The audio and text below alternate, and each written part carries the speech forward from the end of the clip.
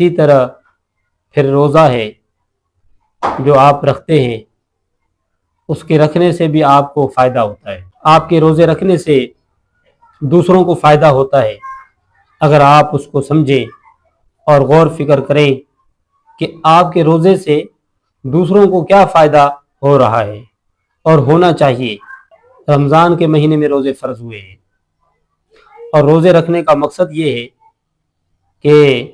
آپ کے اندر تقوی اور پرہیزگاری آپ کے اندر آ جائے۔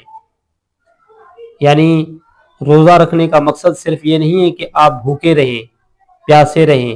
نہیں، بلکہ آپ بھوکے رہیں اور پیاسے رہیں تو آپ کو پیاس کا احساس ہونا چاہیے، پانی کی نعمت کا احساس ہونا چاہیے، اور پیاس کا احساس ہونا چاہیے کہ پیاس کس چیز کا نام ہے، اور یہ پانی کی جو نعمت ہے جو آپ استعمال کرتے ہیں، یہ اس کا احساس آپ کے اندر پیدا ہو جائے۔